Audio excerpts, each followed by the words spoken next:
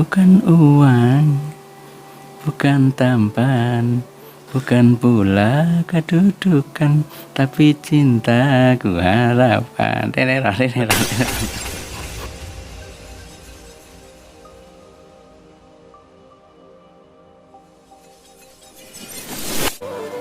Assalamualaikum warahmatullahi wabarakatuh. Waalaikumsalam warahmatullahi wabarakatuh. Para pendengar yang dimuliakan Allah, kita lanjutkan bahwa Rasulullah Shallallahu Alaihi Wasallam sebagaimana yang diriwayatkan oleh Nawas bin Sam'an radhiyallahu anhu, beliau menyampaikan bahwa Rasulullah SAW bersabda, al-birru husnul khuluq wal ismu majaka fi nafsika wa karita antat tali'a alaihin nas, yang artinya kebaikan adalah akhlak yang baik dan dosa adalah apa yang terasa mengganggu jiwamu dan engkau tidak suka jika diketahui oleh manusia atau orang lain.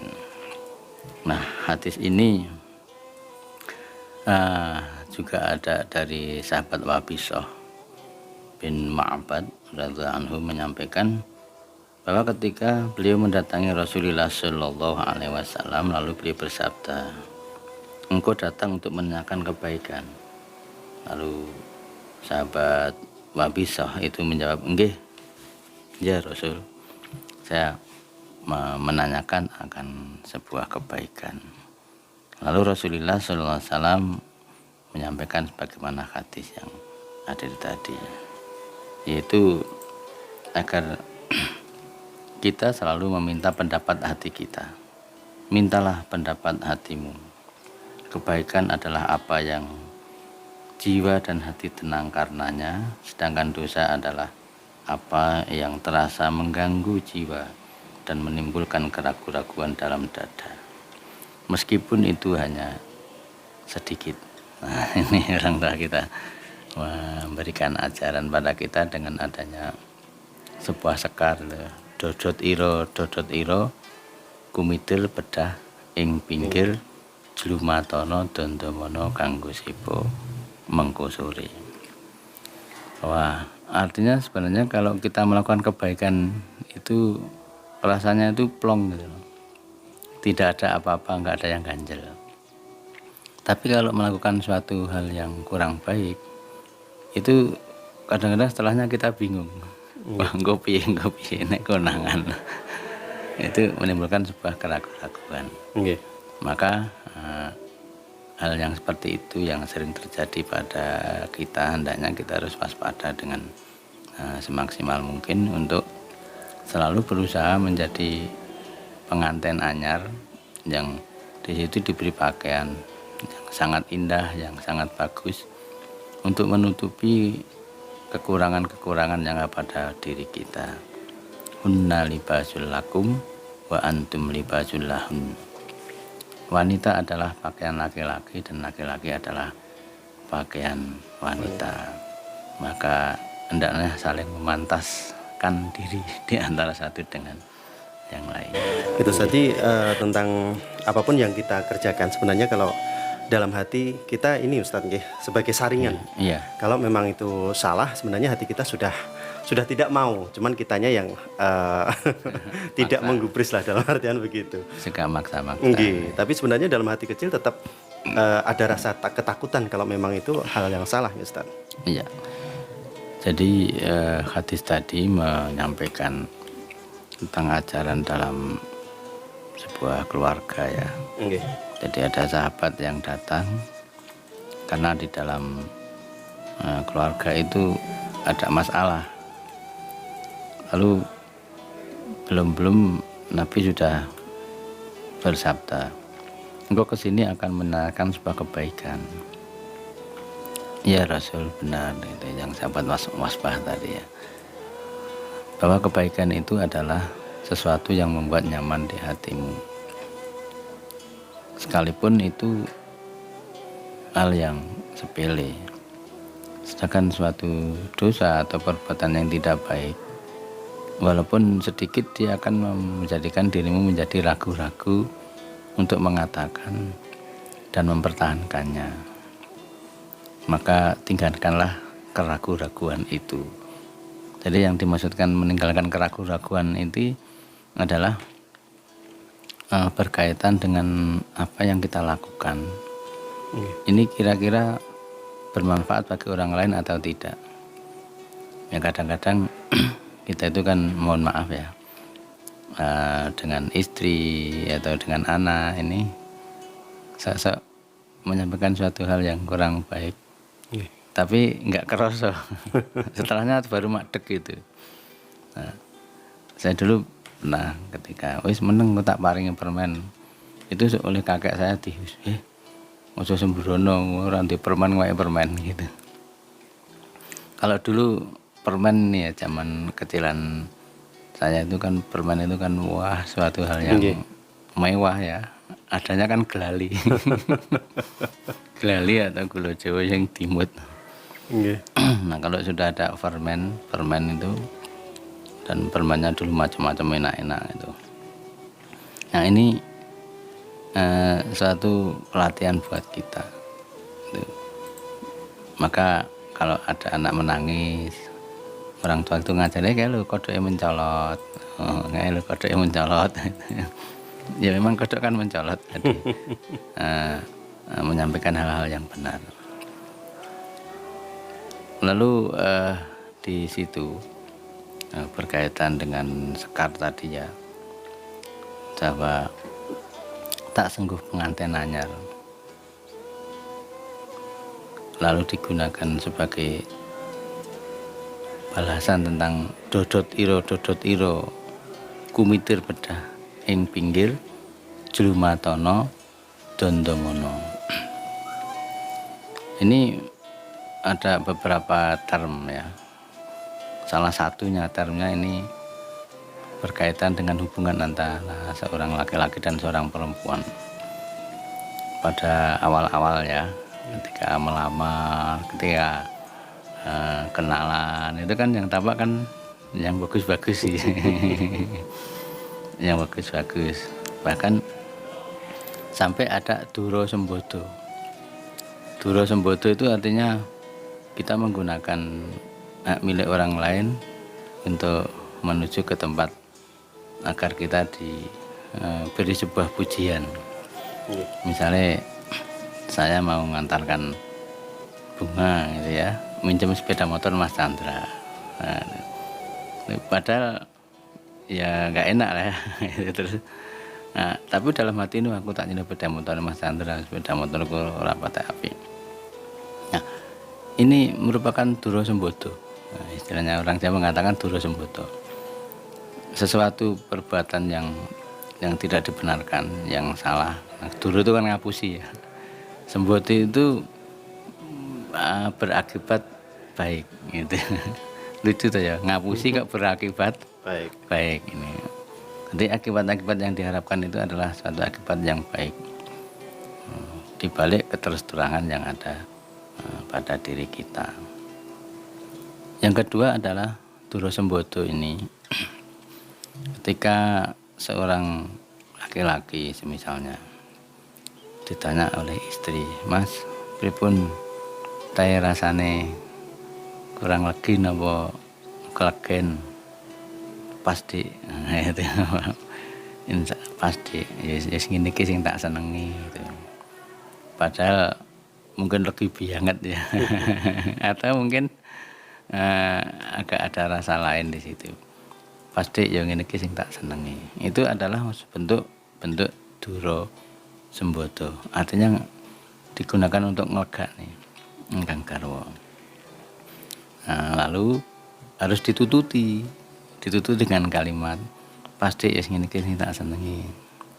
Tapi nek pas musuh madem-madem ya anu dek ya. Tolong gulane disudo aja legi-legi kaya iki. Berarti kelegen Mas ora kelegen iki pas tapi sampeyan. Nanti seperti itu. Nah, ini dawuh-dawuh yang sangat bijak dari beliau yang ada kalimat namanya duro sembodo. Begitu pula ketika seorang istri itu diberi oleh-oleh oleh suami kan. Suami ini kan nggak ngerti seleranya istrinya itu apa, itu nggak ngerti. Tapi kalau istri gampang ngerti seleranya suami. Ya ini entah diakui atau tidak ya. Soalnya saya ngomong yang ngelakoni. Pasnya istri itu kepengen seperti apa, kita itu kadang-kadang tidak tahu. Mesti kira-kira ndek wingi karo aku kae tuku pecel ning kono. Jarine rasane enak, wis njajal tak tukokne nek kono gitu. Lalu pulang membawa pecel. Tumbasnya nanti tuh Mas pecelnya. Jadi biasanya kayak dek. Wah enak rasanya. Anu seger ya anu nih ijo-ijo nih. Seger ya ijo-ijo nih. Nah sang suami kan nggak tahu kalau istrinya waktu membeli pecel itu sambil pesen karo sing bakul. Anu mbak nggih nun sewu sambalnya sekedhik mawon, terus mungkin tambahin terus kemangine mboten sah, terus mungkin ngeten-ngeten. Nah itu yang tidak diketahui oleh suaminya. Nah suaminya sementara nongkrong di sepeda motor nunggu. Nah sayangnya kan kita nggak nanya dengan bakulnya gitu. Bu tumbas pecel nggih Mas, mestinya ngomong anu nggih Bu kados sing ditumbas kalih anu niku lho. Oh nggih. Nah, dia ingat bakul itu ingat. Oh ini ukurannya si A, si B, si C itu tahu ukurannya. Kan mesti dia kan nanya tau, "Man iki pripun krupuk kersa?" Niki enten bergedel kersa. Gitu. Nek jaraku ya kersa kabeh. Soalnya enak. Nah, itu seperti itu. Nah, istrinya juga harus bilang, wah sedep tenan ya, enak Mas saya. Tapi sampeyan nek rana anu Mas aku dijai Mas. Aku yo pengen anu ngaten terus. Akhirnya kan tersih lah nang apa to kok datang ngejak barang. Terus kita deketi, ditemani begitu. Nah, itu kan duru sembodo. Jadi jangan kemudian malah diberi pecel koyo ngene rasane. Diwene wong wedok kepanasan dan sebagainya bla bla bla bla bla bla. Begitu berlaku sebaliknya untuk seorang suami ini sebisa mungkin ini lega nih. Nah, lega nih terhadap apa yang disajikan kepada kita karena kita itu hunna libasul lakum wa antum libasul lahunna. Wanita adalah pakaian laki-laki dan laki-laki adalah pakaian wanita. Maka seperti apapun keadaannya kita harus selalu mencoba untuk berbuat baik. Ya tandanya apa? Pokoknya nek dodone plong enjoy itu adalah suatu hal yang baik. Oke. Baik Ustadz, terima kasih. Untuk terkait masalah keraguan-raguan tadi Ustadz, tadi kan Ustadz sampaikan bahwa kita jangan sampai ada keraguan-raguan. Ini mungkin beda dengan keluarga sakinah ya. Ada teman saya ini wudu ini Ustadz, mengulangi lagi karena ragu-ragu tadi. Nah ini bagaimana Ustadz? Ya kalau ragu-ragu dalam hal syariat ya, dalam hal syariat itu memang suatu kebiasaan ya, seperti wudu kemudian basuh kok rumah sana kayak sik panggah garing kayak nah, itu sebetulnya kebiasaan yang timbul karena kebiasaan. Nah karena itu harus dibiasakan untuk harus selalu yakin bahwa yang namanya air ini kalau mengenai tubuh ya sudah rata ya sudah, walaupun kadang-kadang terasa kok kayak ijik garing begitu ya. Yang penting kita caranya sudah benar. Ini tidak sama dengan keraguan-raguan ketika kita berada di tengah-tengah keluarga. Ya, artinya kita di dalam meladeni keluarga kita itu jangan sampai ada rasa ragu-ragu sama sekali. Kita harus yakin, kita harus merasa mampu bahwa kita ini bisa mewujudkan ketenangan di dalam keluarga kita. Jangan sampai piye. Nah, kalau orang Jawa mengatakan untuk menghilangkan ragu-ragu itu yo urip saiki mati saiki. Artinya urip saiki mati saiki itu apapun yang kita lakukan ini hendaknya ditunjukkan. Kalau nanti salah, pasti akan dibenarkan. Kalau itu benar, kita akan mendapat pujian. Nah, maka evaluasi atau muhasabah antara seorang laki-laki dan perempuan atau suami istri ini harus selalu dicoba. Jadi aku kelambi ngene iki pantas bukan. Apik Mas, wis sip iki. Kemana bener dilangi sitok sing dhuwur.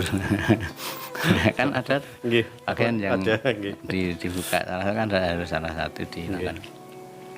Ini ya sudah kalau begitu.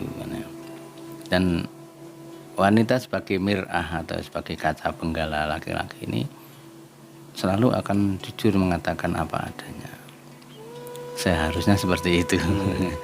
Nah, dan suami ini harus legowo, harus dak bahwa mar'atun itu mir'atun. Wanita itu adalah kaca atau cermin. Apa yang ada di depannya, kalau salah dia bilang salah. Kaca tidak mungkin berbohong.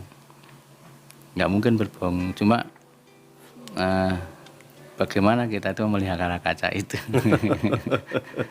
Jangan kaca yang sudah jujur, misalnya kita celemotan kena kan, kita kan kalau mengatakan itu kaca, kalau seandainya ada celemotan ada apa kan justru kita mendekat dengan kaca. Kalau kita bersihkan, apakah sudah betul-betul bersih kotoran di wajah saya, apakah sudah betul-betul bersih pakaian yang ada di kotoran yang ada di pakaian saya. Itu seperti itu. Nah kadang-kadang kita itu ragu-ragu jadi ndelok apa gak. Ya dekat dong, dekat gitu. Dekat, jangan sampai engko ndelok dikira andeng-andeng. Jebule angus. Dan seterusnya. Baik Ustaz, terima kasih. Nanti kita lanjutkan lagi, tentunya masih di program Taslim Tasma Muslim. Stereo.